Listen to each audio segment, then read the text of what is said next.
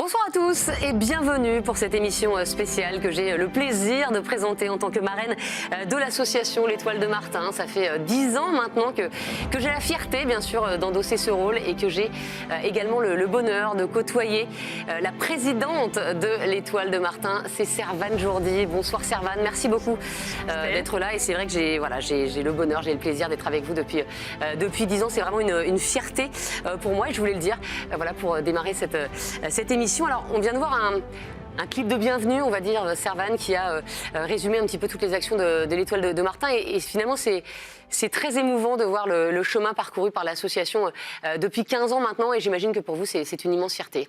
Oui, bonjour Estelle. Oui, Estelle, quelle aventure qui a commencé il y a maintenant presque 15 ans.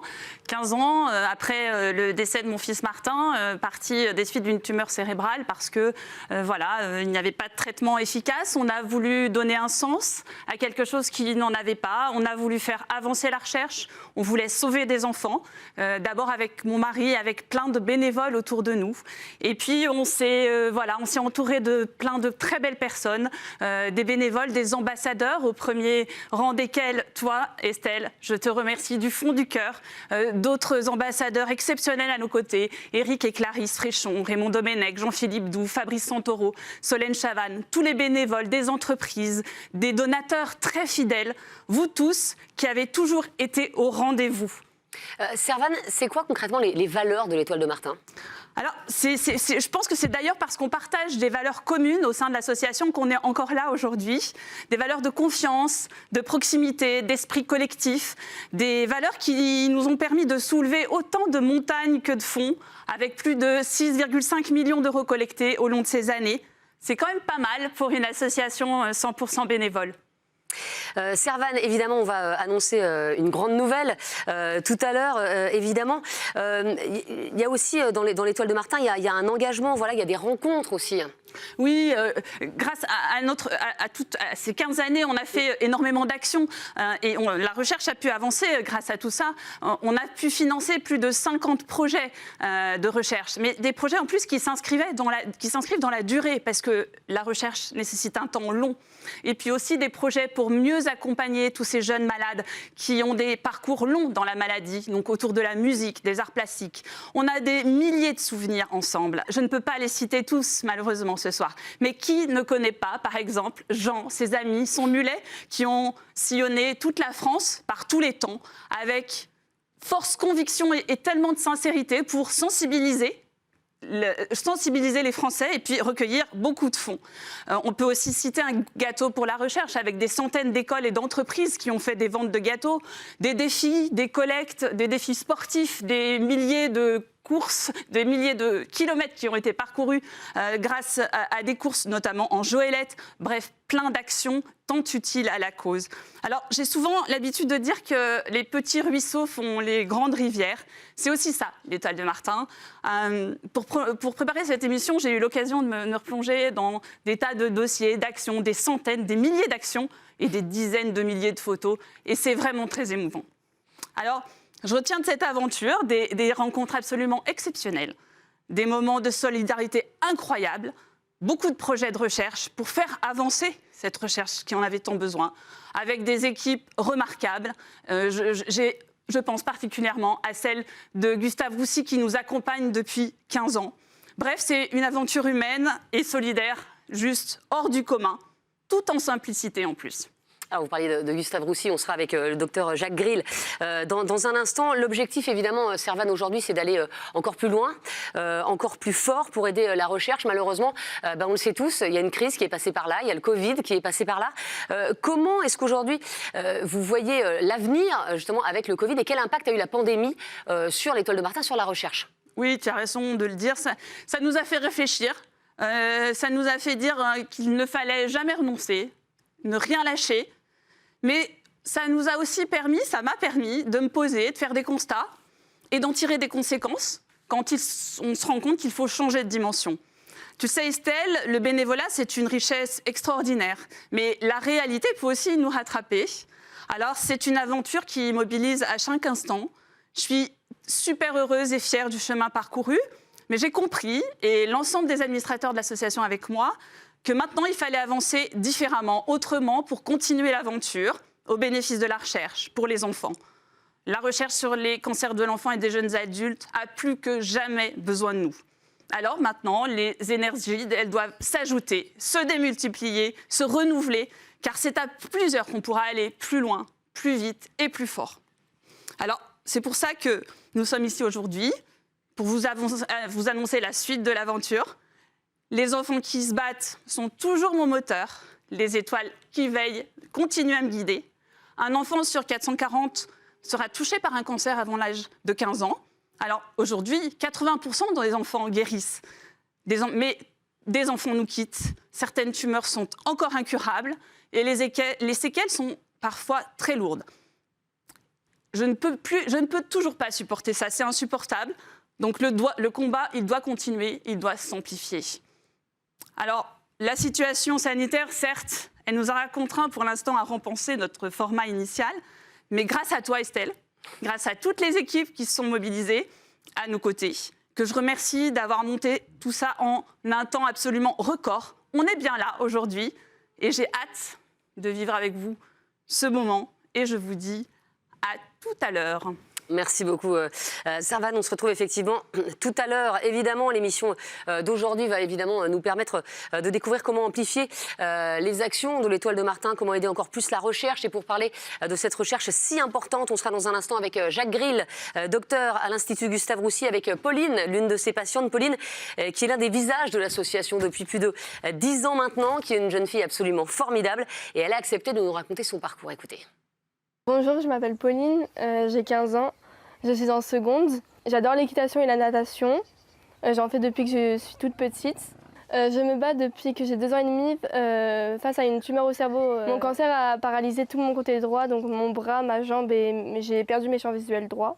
J'ai passé de nombreux temps à l'hôpital. J'ai subi plusieurs opérations et plusieurs traitements de chimiothérapie qui m'ont empêché de beaucoup aller à l'école, ce que je voulais pas du tout parce que j'adorais l'école quand j'étais petite et j'aime encore d'ailleurs.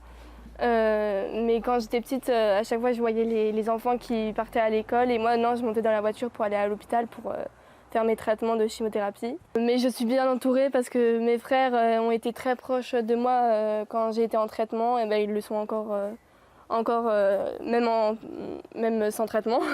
Et aussi mes amis et mon entourage ont été beaucoup présents quand je n'allais pas très bien, et même maintenant encore.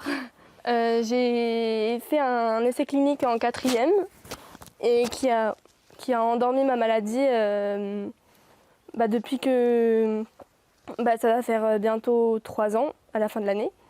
Et du coup j'espère que ça va durer le plus longtemps possible parce que je veux repartir en traitement ou en opération. Donc je garde espoir et je sais que la recherche va bien avancer.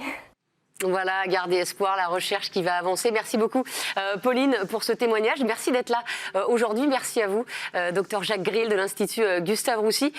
Évidemment, quand on entend Pauline parler de sa maladie, comme elle le dit, de la recherche, et puis quand on la voit aujourd'hui, moi je la connais depuis 10 ans, Pauline, je t'ai vu évoluer et c'est un bonheur de te voir aujourd'hui aussi belle, voilà, aussi heureuse, tu irradies et vraiment, voilà, merci beaucoup, Pauline, d'être aujourd'hui. Et j'imagine que pour vous, c'est aussi une fierté, évidemment. Ça veut dire que la recherche, elle avance. La recherche, elle avance, ça c'est sûr, et elle avance avec les enfants qu'on accompagne. C'est une chance que nous avons à travailler dans un institut comme le nôtre où on mélange constamment la recherche et le soin des patients en essayant d'avancer. Et la consultation régulière qu'on a ensemble avec Pauline me dit à chaque fois c'était bien d'avoir fait cet essai ensemble et d'avancer comme ça. Pauline, est-ce qu'elle impacte ton quotidien, la recherche? Est-ce que tu y penses, par exemple? Moi, j'ai compris que les chercheurs avançaient selon l'évolution de ma maladie. Et c'est essentiel pour nous, les enfants malades, de ne pas se sentir seuls. On sent la présence des médecins, des bénévoles, etc. Mes médecins ont toujours veillé à mon confort quand j'étais en chimiothérapie pour que je puisse aller à l'école, faire mes activités scolaires, etc.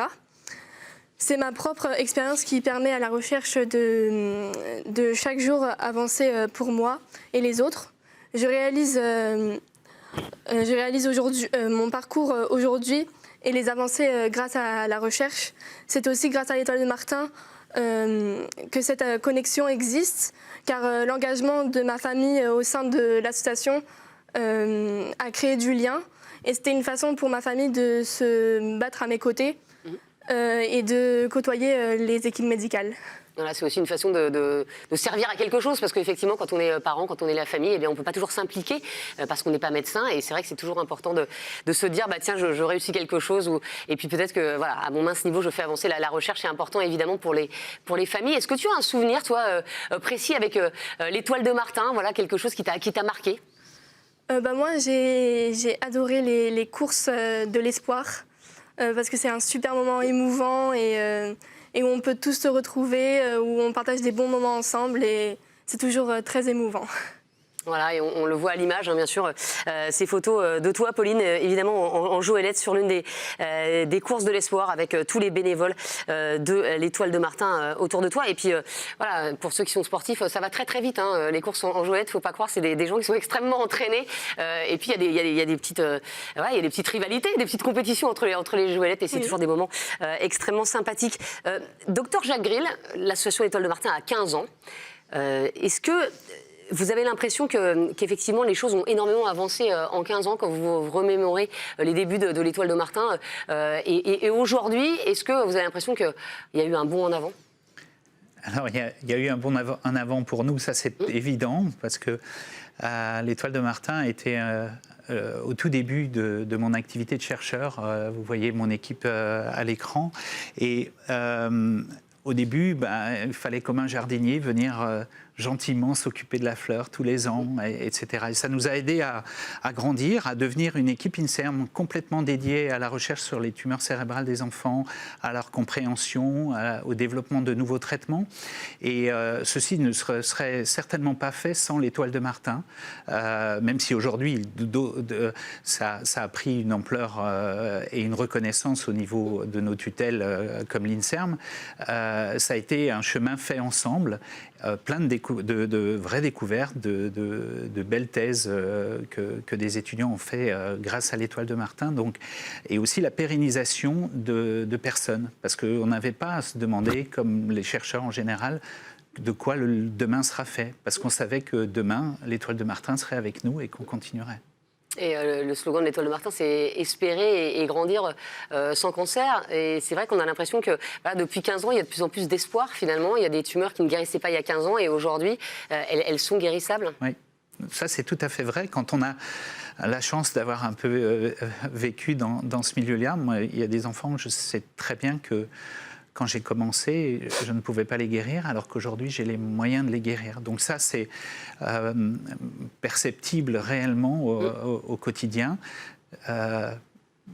Pauline disait que les vomissements étaient quelque chose d'horrible avec les traitements qu'elle a eus au début de sa maladie.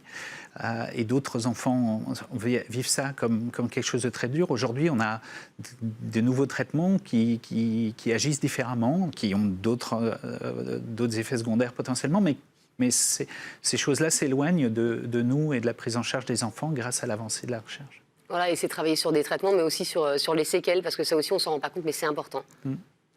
Les séquelles, pour nous qui suivons des enfants sur des longues périodes, Pauline, ça fait... Dis-moi. 13 ans. 13 ans.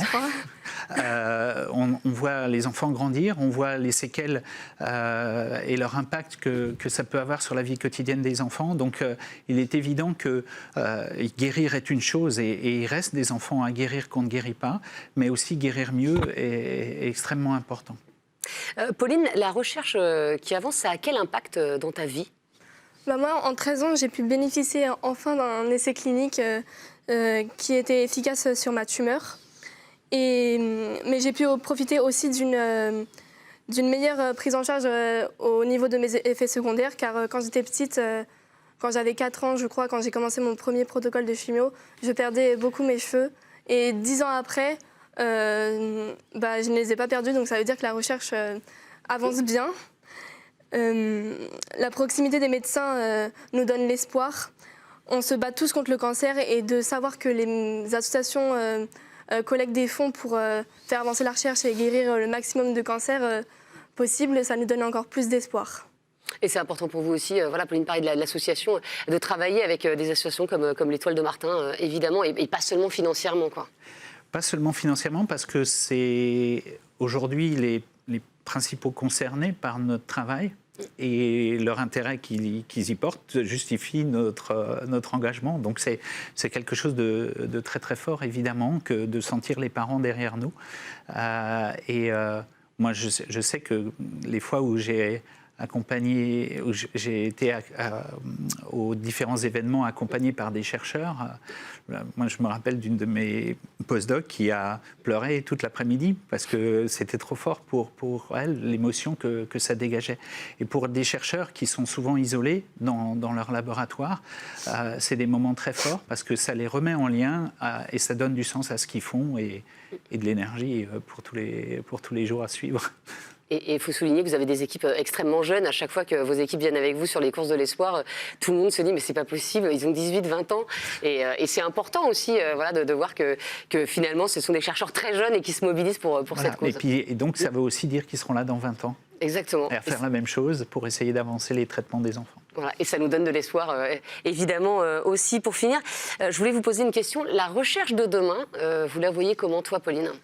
Moi, je souhaite que 100% des cancers soient guéris, que les traitements deviennent sans effet secondaire et les plus adaptés possibles à la vie de chacun d'entre nous, les enfants malades ou même les adultes. Mais surtout que les séquelles de nos cancers soient mieux prises en charge au niveau des solutions de guérison aussi. Donc la recherche de demain, moi je la vois comme se guérir tous et mieux. Merci beaucoup Pauline. Docteur Grill, pour vous, la recherche de demain, elle ressemblera à quoi ? La recherche de demain, elle sera beaucoup plus forte que ce qu'on a pu faire avant, parce qu'aujourd'hui, on est capable d'aller très très en profondeur dans la connaissance de la maladie des enfants, avec du séquençage du génome de leur maladie, des informations qui deviennent de plus en plus précises. Il nous faut comprendre que chaque enfant est un peu différent et que donc nos traitements vont devoir être de plus en plus sophistiqués, individualisés, et de ce qu'on peut faire au laboratoire, le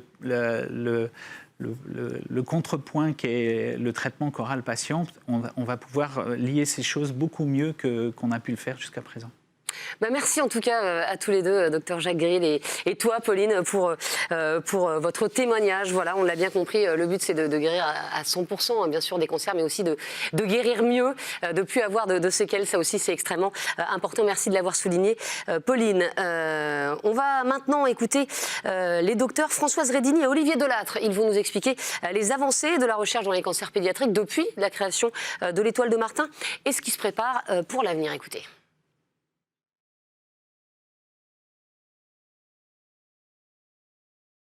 Alors c'est vrai que 15 ans, c'est beaucoup et c'est peu à la fois, parce qu'on aimerait que ça aille tellement plus vite. Mais il y a eu effectivement quand même des grandes avancées, notamment liées à l'avancée des connaissances en matière de biologie des tumeurs. Et on sait aujourd'hui, on rebondit un petit peu sur des stratégies qui avaient été développées autrefois, notamment l'immunothérapie. Mais parce que nos connaissances sur le système immunitaire, les éléments cellulaires et moléculaires qui sont à l'origine de la régulation du système immunitaire, on en sait plus aujourd'hui et donc on est plus à même de développer des nouvelles stratégies thérapeutiques, par exemple en immunothérapie. Les avancées progressives, c'est de meilleures combinaisons des traitements traditionnels qu'on connaît, chimiothérapie, chirurgie, radiothérapie. C'est une optimisation des techniques de chirurgie qui deviennent de plus en plus précises, de plus en plus conservatrices sur les organes, bien sûr, sur les os, etc.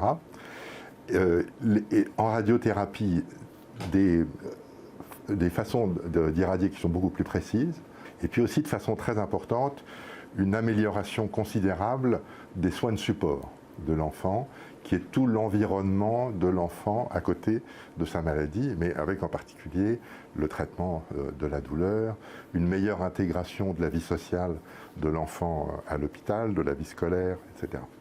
Et puis, il y a des avancées de rupture qui sont liées à des progrès de la recherche, à une meilleure connaissance des cancers de l'enfant, et donc qui ont abouti à 2 types d'avancées très spectaculaires de ces dernières années.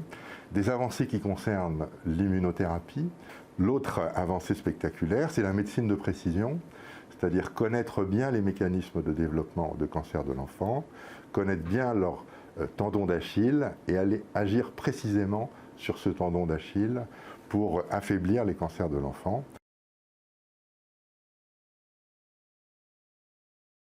Je crois beaucoup, effectivement, encore une fois, grâce à l'avancée des technologies, et on est capable aujourd'hui d'aller dans l'infiniment petit. Et non seulement l'infiniment petit, mais aussi avec une dynamique plus rapide. C'est-à-dire que l'objectif aujourd'hui, c'est de connaître dès le diagnostic le plus tôt possible la caractérisation moléculaire de chaque tumeur, de chaque patient. Et à partir de cette connaissance au niveau moléculaire, des mutations, des altérations génomiques, de pouvoir le plus tôt possible proposer à chaque patient une thérapie qui est adaptée à sa maladie. C'est ce qu'on va appeler les thérapies ciblées, la médecine personnalisée. Alors, les avancées concrètes vont être un peu dans la lignée de ce que je vous ai dit sur les nouvelles approches de rupture, c'est-à-dire qui sont fondées sur une trentaine d'années de recherche fondamentale sur les cancers de l'enfant, qui ont commencé à bien comprendre leurs mécanismes de développement et à pouvoir bien envisager maintenant où est-ce qu'il faut agir pour vraiment arrêter la prolifération tumorale. Donc les aspects principaux vont être la médecine de précision, poursuivre dans cet aspect-là, c'est-à-dire sur des petites molécules qui peuvent bloquer un mécanisme très particulier nécessaire à la survie des cellules tumorales. Et puis toutes les approches qui sont de l'immunothérapie, c'est-à-dire comment renforcer la défense naturelle de l'organisme vis-à-vis de ces tumeurs.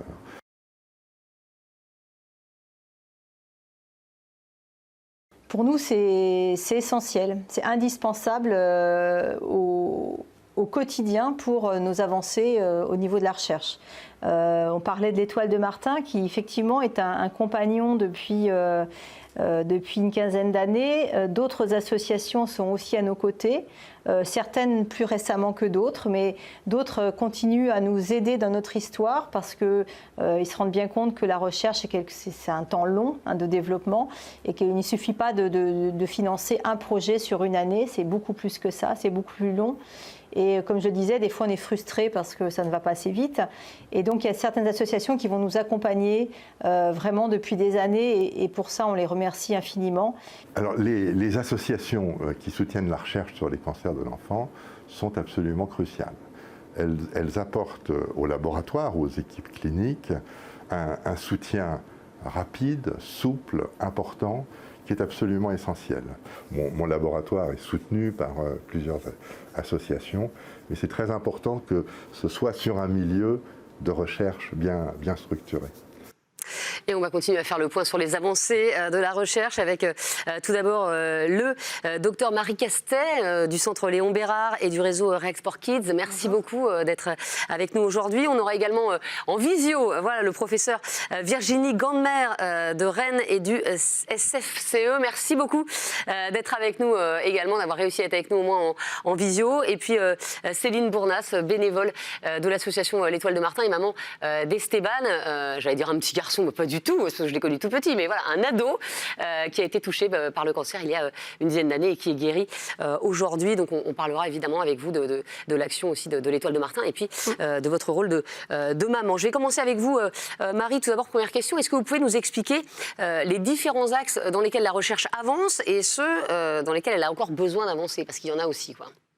Oui, alors effectivement, la recherche a beaucoup avancé. Ça a été dit par Jacques Gril et par Olivier Delattre précédemment. Je pense que ce qui a beaucoup progressé dans ces dernières années, c'est l'identification des mutations, des anomalies qui sont à l'origine d'un certain nombre de cancers. L'équipe de Jacques Gril a identifié un certain nombre d'anomalies dans les gliomes, celle d'Olivier Delattre dans les sarcomes, par exemple.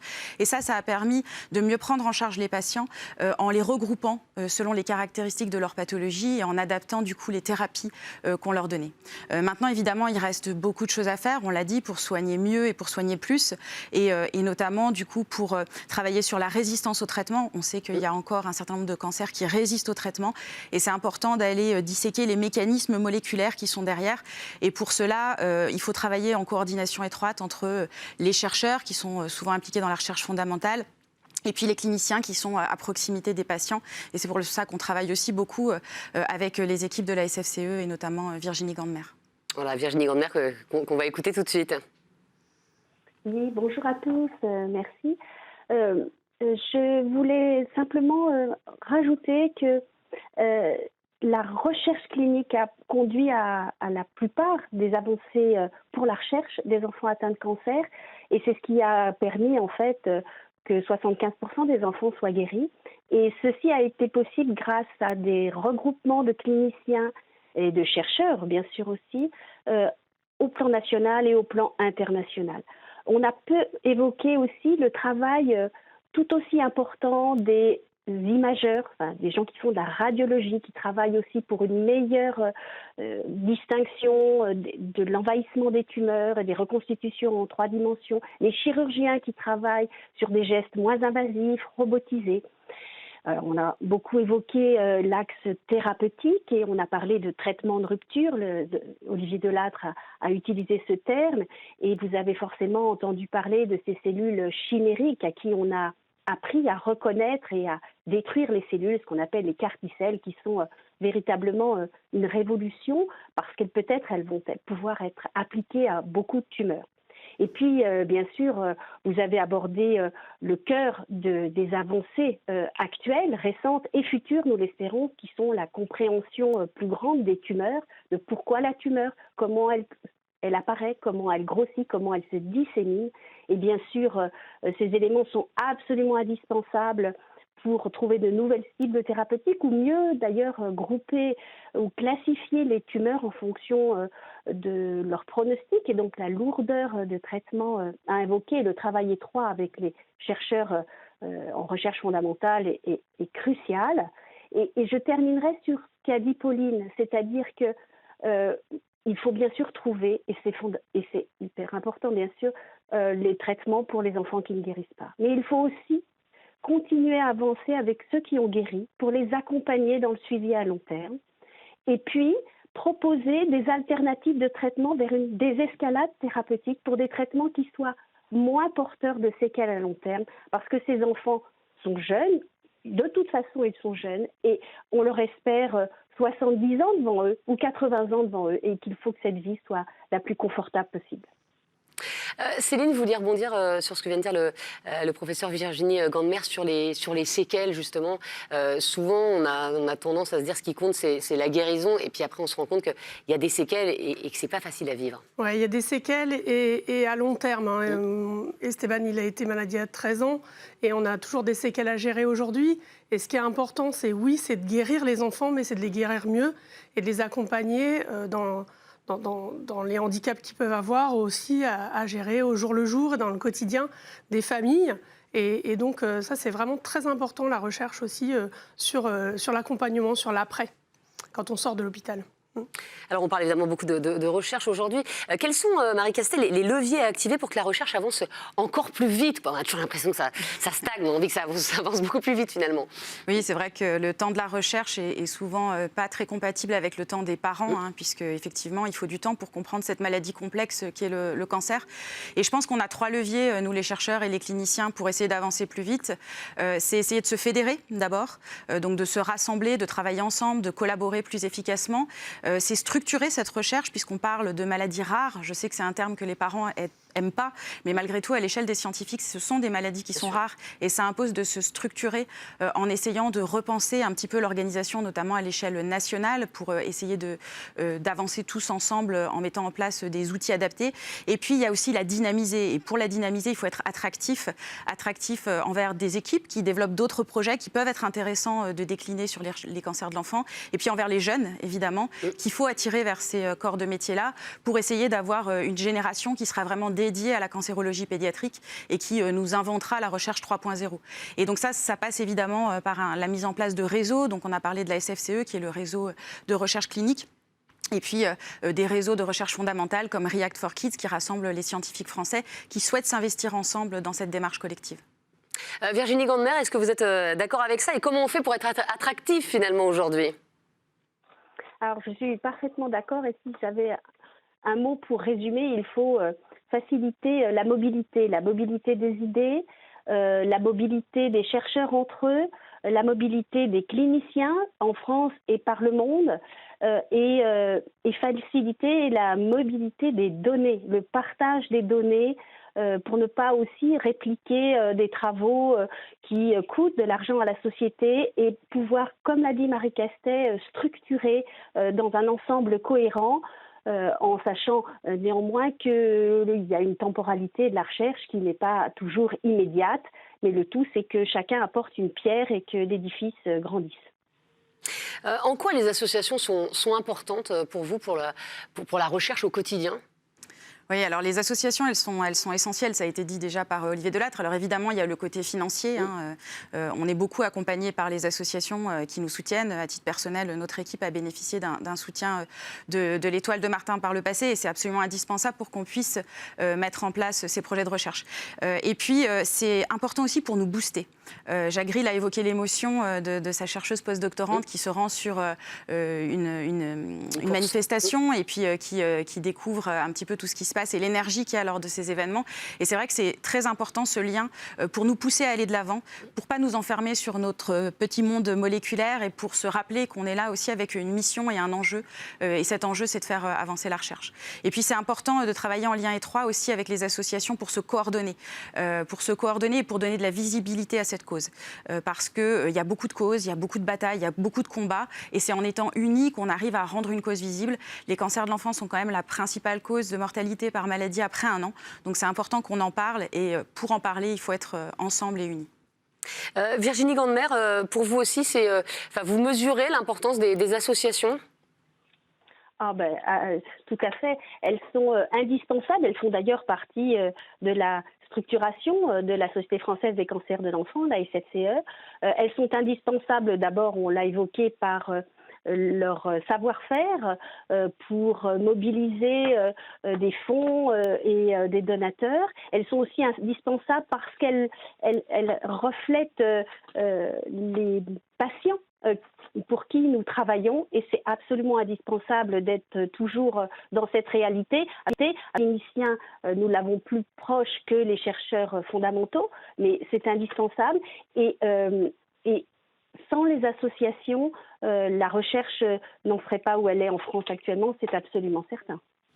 Merci beaucoup Céline, j'imagine que ça vous touche particulièrement bien sûr ces témoignages de médecins, parce que ça prouve que on ne fait pas ça pour rien entre guillemets. Vous êtes bénévole de l'Étoile de Martin depuis de très nombreuses années et on se rend compte à quel point c'est important toutes les actions que vous menez. C'est important pour nous d'être acteurs, en tout cas pour moi d'être acteur, de participer à la collecte, parce qu'on a bien conscience que sans les associations, ça n'irait pas aussi vite, comme on l'a dit aujourd'hui. Et donc de participer, d'amener notre pierre à l'édifice. L'Étoile de Martin, elle a été fondée il y a 15 ans et c'était vraiment pour ça, pour pallier à un manque de fonds pour la recherche, pour les enfants. Et donc, nous, au jour le jour, dans notre quotidien, on a des petites actions, c'est important. Mais ce qui est aussi important, c'est d'avoir une relation avec, par exemple, l'équipe de chercheurs de Gustave Roussy, régulièrement, tous les ans, qui nous font des retours sur les projets qu'ils ont pu mettre en place grâce aux fonds de l'association que nous versons, et cela depuis 15 ans. Alors Céline, vous êtes bien sûr bénévole pour l'Étoile de Martin, vous êtes aussi maman d'Esteban, un garçon qui a été touché par le cancer il y a 13 ans, il est aujourd'hui guéri. Comment est-ce que vous voyez, comment est-ce que vous vivez les évolutions de la recherche et est-ce que ça a rythmé votre quotidien ? Alors oui, Esteban, il a eu un cancer, il a été très très handicapé vraiment au début et petit à petit avec des traitements moins invasifs, comme on l'a dit beaucoup et Pauline en a beaucoup parlé aussi. C'est très important que leur quotidien soit amélioré, qu'ils soient comme les autres, que ce soit à l'école ou dans leur vie d'adolescence en ce moment, voilà. Donc ça c'est important. C'est important de guérir plus d'enfants et de les guérir mieux. Vous êtes touchée par ce que vous entendez, finalement, ça corrobore vos propos? Oui, c'est ça, les témoignages des parents et puis ceux des enfants. On a entendu Pauline tout à l'heure, c'est toujours, encore une fois, c'est un moteur au quotidien, en fait, pour nous pousser à avancer, pour nous pousser aussi à essayer d'agir ensemble. C'est extrêmement touchant de voir Pauline qui a cette détermination et puis cette envie de vivre et puis cet engagement aussi pour les autres, puisque c'est aussi pour ça qu'on se bat dans les associations et que les parents se battent. C'est aussi pour les autres. Et ça, c'est quelque chose qui nous motive beaucoup au quotidien. Virginie Grandemer, est-ce que c'est important aussi d'avoir effectivement un lien avec les parents, avec les associations, un lien autre que financier? On a beaucoup parlé de financement, mais il n'y a pas que ça, voilà, de pouvoir discuter et puis même de voir aussi l'évolution des parents, des enfants, pardon, au fil des années. Oui, alors bien sûr c'est important, mais au sein de la SFCE, il y a nombreux cliniciens, donc on côtoie les familles et les enfants chaque jour, leur détresse, mais aussi plein de petits bonheurs et de grands bonheurs, et on a le plaisir de les voir en consultation. Jacques Grill parlait tout à l'heure de 13 ans de suivi. C'est un grand réconfort pour nous aussi, pour supporter les moments difficiles, car je voudrais rappeler combien l'ensemble des soignants, tous les acteurs de l'hôpital et les nombreux bénévoles des associations qui participent à nos services sont engagés et impliqués dans l'histoire de chaque enfant. Et c'est quelque chose qu'on ne fait pas par hasard et qui marque et qui engage toute la vie des soignants aussi. Merci beaucoup, en tout cas, professeur Virginie Grandemer, d'avoir été avec nous. Merci beaucoup, docteur Marie Castet. Et puis merci, Céline Bournas, pour vos témoignages. Merci d'avoir été avec nous. Dans un instant, nous serons pour évoquer, bien sûr, la recherche, pour évoquer l'importance des associations, l'importance des bénévoles pour aider des projets à émerger. Nous serons avec Léa Moukanas, la présidente de l'association AIDA. Nous serons également avec Servane Jourdi, la présidente de l'association L'Étoile de Martin, que vous avez vu déjà tout à l'heure. On vous annoncera une très très bonne nouvelle. Mais avant cela, petit tour d'horizon des actions menées par ces deux associations.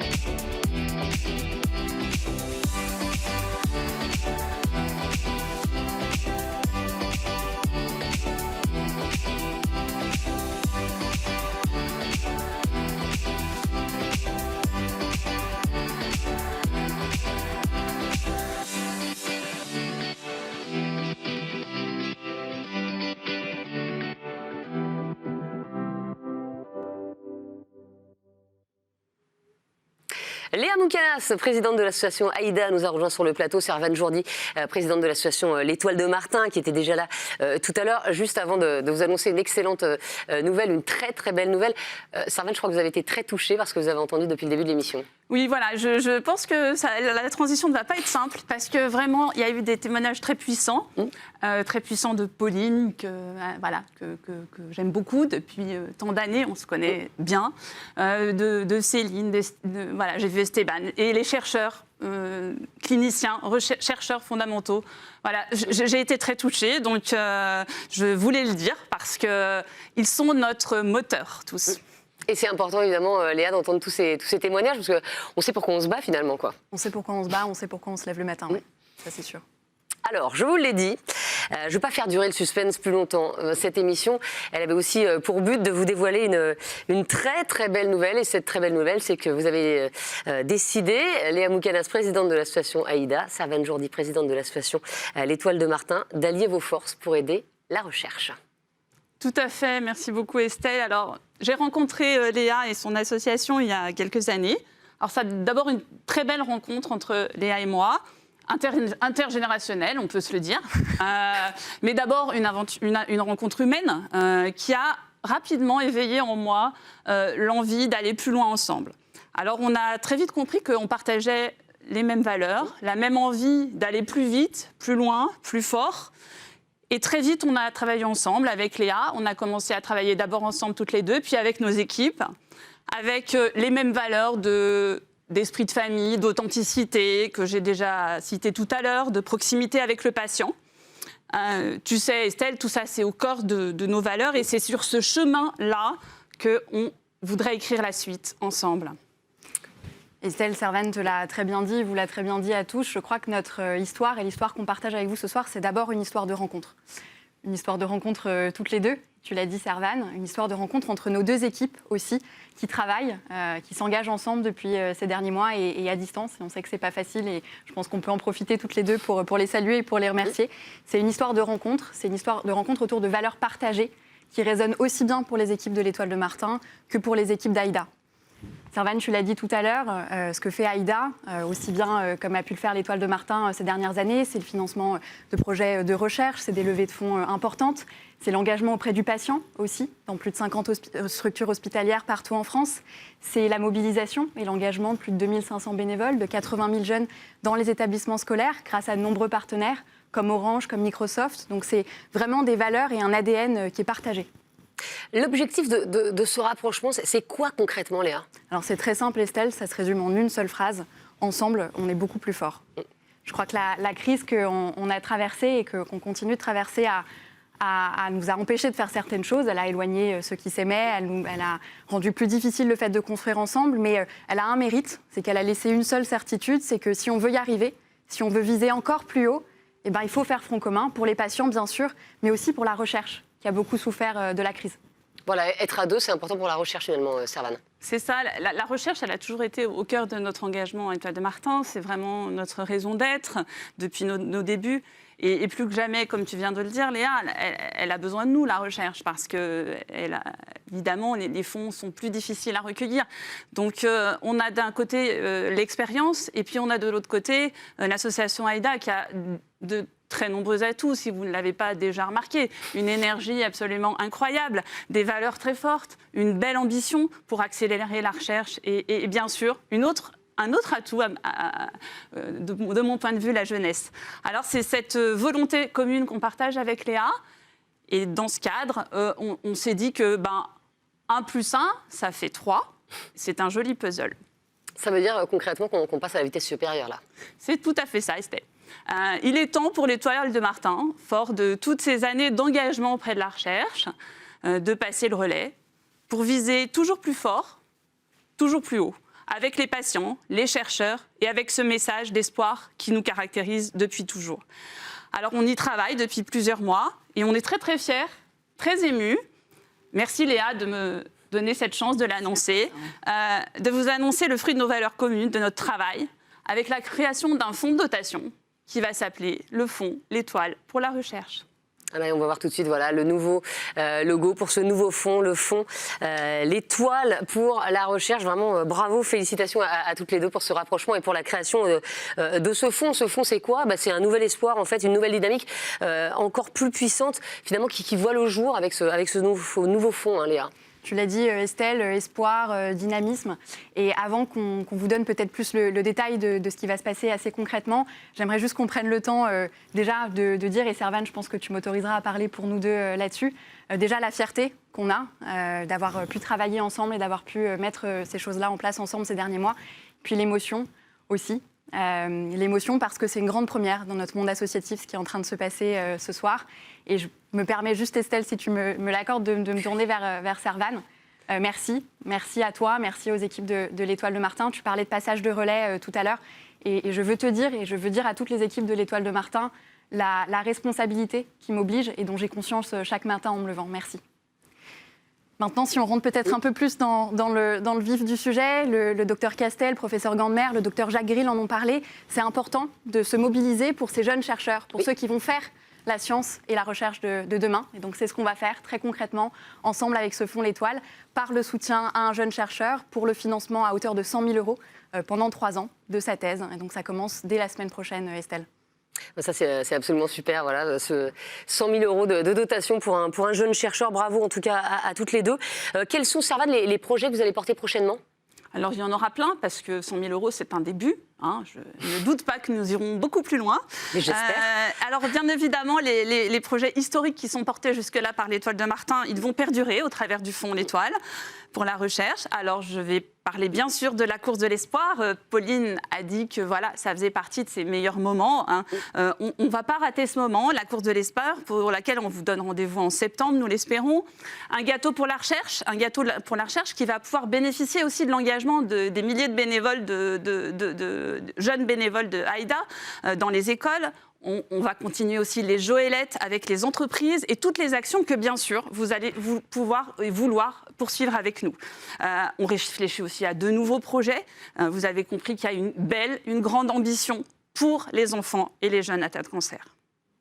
En tout cas, c'est une super nouvelle. Voilà, la création de ce fonds, ça va faire monter en puissance, bien sûr, l'aide à la recherche sur les cancers pédiatriques, la récolte de dons.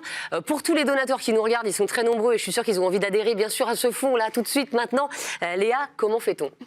C'est très simple et la bonne nouvelle, c'est que ça commence tout de suite. Génial. Vous allez recevoir à l'issue de cette émission un lien de don, www.fondsletoile.org, sur lequel vous allez pouvoir soutenir ce premier projet à l'occasion des Journées Jeunes Chercheurs qu'on porte pour pouvoir soutenir la thèse d'un jeune chercheur.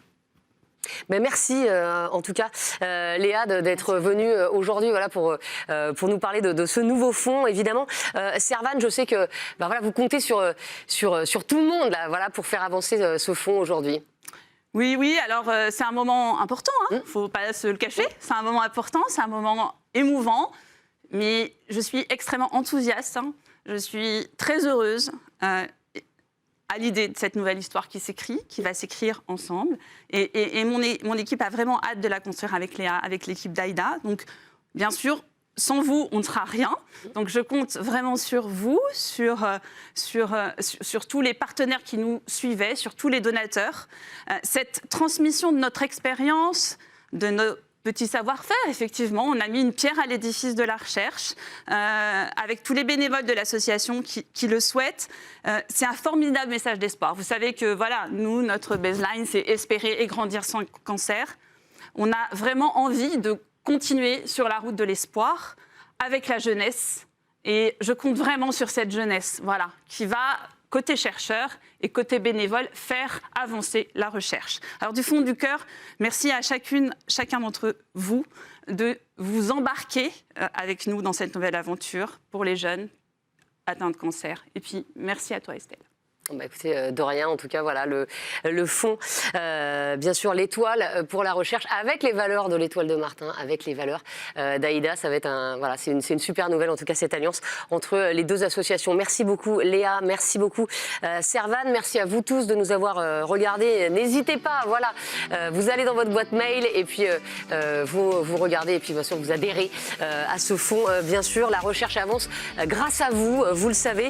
Merci à la chaîne L'Équipe de nous avoir prêté gracieusement ce plateau. Merci à toutes les équipes techniques de la chaîne. Merci évidemment à tous les bénévoles, tous ceux qui ont œuvré dans l'ombre pour vous proposer cette émission. Et puis merci, un grand merci à Stéphane Bézian et à toutes ces équipes qui ont monté cette émission en un temps record. Merci à tous, passez une excellente soirée et on se retrouve très bientôt pour vous donner des nouvelles de ce fonds. Justement, merci.